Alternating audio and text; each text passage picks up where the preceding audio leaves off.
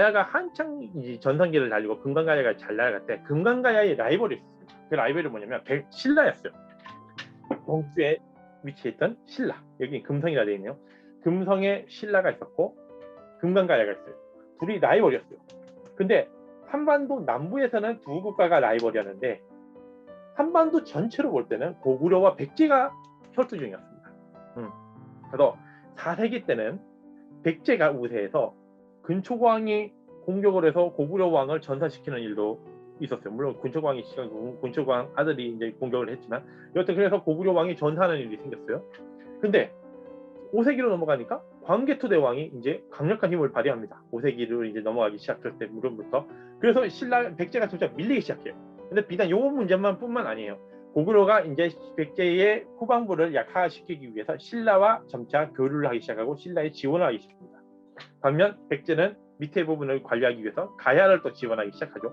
그래서 가야가 어떻게 하죠? 나중에 왜군 병력을 끌고 이제 신라를 여러 번 공격하기 시작하는데 신라가 결국에 고구려 광개토 대왕한테 직접 사신을 보내고 여러 가지 이야기하고 볼모까지 보내가지고 광개토 대왕이 지원을 하는 게 400년 5만 대군이 남방으로 내려와요. 이게 광개토 대왕 릉비에는 있고 신라 삼국사기 기록에는 없어요. 그 이유는 제가 볼 때 신라가 나중에 성장을 하면서 고구려와 싸우면서 점차 독립적인 국가를 이루거든요. 마리깐들이. 그 과정에서 아마 전에 있었던 여러 고구려와 있었던 관계들을 일부러 역사에서 지운 거 아닌가 그런 생각도 합니다. 그래가지고 자연스럽게 자기네들이 고구려와 이렇게 조금 대립하는 관계였고 조금 관계가 이런 게 있었다는 걸 좀 보여주기 위한 그런 게 아니겠죠. 근데 광개토 대왕 릉비가 기록이 있었기 때문에 우리가 이제 알 수 있는 거예요. 여튼 이런 일이 벌어지면서 당시에 왜군도 깨지고 금강가야도 급속히 힘이 약화되면서 이제는 시대가 바뀌게 되는 거죠. 400년을 기점으로. 그래서 한때는 가야가 신라보다도 잘 나갈 때가 있었는데 이 400년을 기점으로 해가지고 완전히 무너지고 이런 식으로 강강가야에서 위로 있는 고령 쪽으로의 대가야 쪽으로 이제 권력이 쫙 이동합니다. 근데 고고학적으로 볼 때도 400년을 기점으로 금강가야가 여전히 세력을 어느 정도는 유지하고 있었으나 오히려 대가야 쪽에 훨씬 강력한 부장품과 고급진 물건들이 발견된 걸로 보아 대가야가 위에 있었구나. 여기까지는 우리가 이제 발견에 대해서 파악이 된 거예요. 그리고 이러면서 5세기 중후반부터 6세기 초중반까지 대가야가 어마어마한 성장을 합니다. 고령에 가보신 분 계시죠? 고령에 가면은 산 언덕을 따라 무덤이 탁 올라가 있어요. 이것도 당시에 그 고분들이 아래에서부터 위로 올라오기 시작해서 권력자일수록 이제 위례의 고분을 만들기 시작했는데 고분의 크기가 경주거보다 조금 작아요. 경주거보다 조금 작은데 굉장히 큽니다. 여기서 보면 사진 보면 사람이 요만해요. 사람 보이시죠? 사람이 이만합니다. 고분이 이따만해요. 경주보다 조금 작다는 거죠. 어마어마하게 큽니다. 그리고 이 고분들이 산에 이렇게 배치됨으로 인해서 뭐죠? 위에서 내려보는 느낌이 있죠. 왜 이들이 이 산에다 만들었는지 정확히는 모릅니다. 기록이 없습니다. 다만 누가 보아도 이 산에 올라가는 순간 여기다 만들만 했구나 하는 느낌은 들어요. 왜? 위에서 딱 내려보는 그 힘이 있잖아요. 그 당시에는 요 산에다 이걸 인공 조형물을 만들기 위해서 아래에 있는 사람들은 위를 보면서 야 정말 대단한 권력자구나 이렇게 인식하게 만드는 어떤 효과도 있지 않았을까 싶어요. 이렇게 고분이 커진다는 건 뭐죠? 그만큼 인력을 많이 동원해서 무덤을 조성하고 만들었다. 이걸 의미하는 거고 그건 곧 대가야의 권력이 굉장히 강했구나. 그걸 의미하는 어떤 증거물이라 할 수 있겠죠. 그런데 중요한 사실은 대가야가 이렇게 성장할 당시 백제와 신라 역사를 한번 보자는 거예요. 5세기 무렵이에요. 고구려는 광개토 대왕, 장수왕을 거치면서 어마어마한 성장을 합니다. 중국과도 이제 대결을 했고 당시 중국이 여기서 북연이라는 나라와 싸워서 이겼죠. 엄청난 세력을 유지하게 되면서 고구려가 아주 강력한 나라가 됐어요. 반면에 백제는 쪼그라들었습니다. 원래는 한성이라 해서 서울 쪽에 수도가 있었는데 충청도 쪽으로 옮겼죠. 그리고 옮기는 과정에서 백제 왕들 중간에 막 귀족들 반란이 나서 죽기도 하고 살아남은 왕들은 아무래도 권력이나 여러 면에서 무실당하면서 귀족들이 반란을 일으키고 아주 막 골치 아픈 일이었어요. 반면 신라는 어땠을까요? 신라는 당시에 고구려의 완전 속국이었어요. 속국. 왕들이 고구려가 막 교체도 하고 막 그래요. 대가야가 권력을 갖추고 힘을 있을 때 주변에 견제가 없었어요. 신라도 견제하기 힘들었고 백제도 견제하기 힘든 시절입니다. 그 시절에 대가야가 힘을 발휘하면서 어느 단계까지 가냐? 부안의 중막동 유적이라고 바닷가와 연결되어 있는 톡 튀어나와 있는 서해안에 있는 위치가 있어요. 그 전라북도 위치에 전주에서 좀 거리가 있는 듯합니다. 가까운 지역이 있는데 여기 보면은 예전에 여기 제사를 지냈던 지역이었던 거예요. 나중에 토기 같은 걸 발굴했는데 여기 조사를 하면서 쭉 보니까 여러 가지 토기들이 나온 겁니다. 토기들이 백제 것도 있고 일본 것도 있고 가야 것도 있는 거예요. 그래서 이쪽 바다를 통해서 당시에 백제뿐만 아니라 가야 일본도 사용해서 중국으로 연결하는 바다를 이용했구나. 이게 증거물이 나온 거예요. 그런데 이걸과 중요한 건 좌측이 부안 중막동에서 나온 유물이고 우측이 대가야 쪽 톡입니다. 거의 똑같아요. 형태가.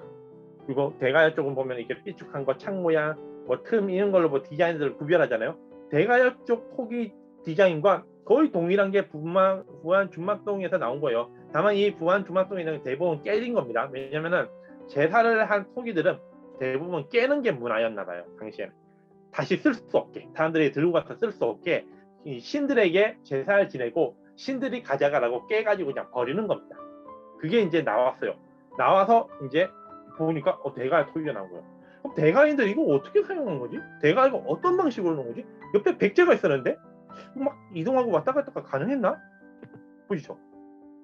지도를 보면은 뭐 자세히 보시면 아시겠지만 대가야 영역이 하얀색이에요. 하얀색이고 노란색이 당시에 이제 루트. 아래로 쑥 남해로 내려가는 건 일본으로 연결되는 루트고 서쪽으로 휙 나가는 거는 중국이랑 연결되는 거예요. 근데 5세기 후반 대가야가 중국과도 직접 외교를 하고 일본과도 직접 외교를 합니다. 자연스럽게 어떻게 되는 거죠? 예전에 일본과 외교라고 하는 건 금강가야가 하고 있었잖아요. 그거를 자기들이 가져가는 거예요. 금강가야가 아니라 우리 대가야가 일본과도 교류하겠다. 그리고 중국은 예전에 중국과 교류하려면 어떻게 했죠? 뭐 중국에 있었던 낭랑 대방군 같은 중국의 군현들은 이미 고구려가 날려버렸고 고구려가 없앤 뒤부터 이제 백제와 연결해가지고 중국 물건을 받고 있겠지만 백제도 이제는 힘이 약하니까 우리가 백제 대신에 직접 우리가 가겠다. 중국도 내가 뚫고 일본도 내가 뚫겠다 하면서 대가에 가는 거예요. 그리고 여기 서해안으로 나갈 때 요 지점이 바다와 연결되는 이 지점이 바로 부안입니다. 부안, 중막동. 여러분 아시겠죠? 그러니까 대가야가 백제와 신라가 골골할 때 고구려에 의해서 압박을 받고 힘이 정상이 아닐 때 대가야가 실력을 키워서 이들 나라 못지않는 국가를 키우기 위해서 발전을 하고 고분을 키우고 중국과 외교 관계도 수립을 하면서 큰 나라로 변모하려는 과정을 보였다는 거예요. 여러분. 그래서 대가야가 어느 정도 수준까지 올라갑니다. 실제로 대가야 왕들도 굉장한 권력자가 돼버렸어요. 그래서 5세기 후반에서 6세기 전 후반까지 걸쳐서 전 중반까지 걸쳐서 대가야인들도 금동관을 쓰고 금관까지 쓰게 됩니다. 중간에 있는 이 금관은 오쿠라 컬렉션이라고 일제 시대 때 활동했던 일본인 사업가 한반도에서 살면서 살았던 이 양반이 수집해서 일본으로 가져간 거예요. 도쿄 국립박물관에 있습니다. 이거는 도쿄 국립박물관에 가면 입구에 딱 그 금관이 전시돼 있어요. 근데 요 금관이 창녕에서 만들었냐 대가에서 만든 말은 많아요. 왜냐면 창녕에서 출토된 거를 오쿠라가 구입했다 이렇게 돼 있는데 창녕 쪽 무덤 같은 거 조사해 보니까 이런 흔적이 거의 없어요. 왜냐면 창녕 쪽 가야는 신라로 빠른 시일 내에 신라로 편입돼 버려 가지고 이 정도 물건을 독자적으로 쓸 수 있는 권력을 만들지 못했거든요.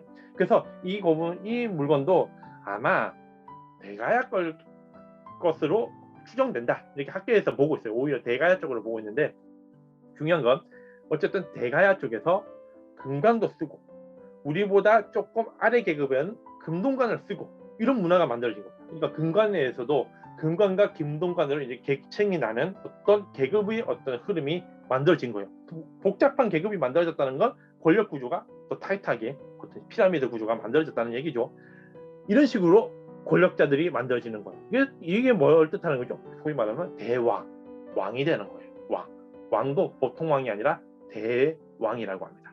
가야 토기들, 대가야 토기를 보면 대왕이라고 표기된 토기도 출토가 됐죠. 이게 뭐냐?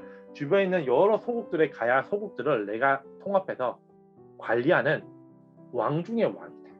이 대왕입니다. 예. 이 과정까지 대가야도 만들었어요.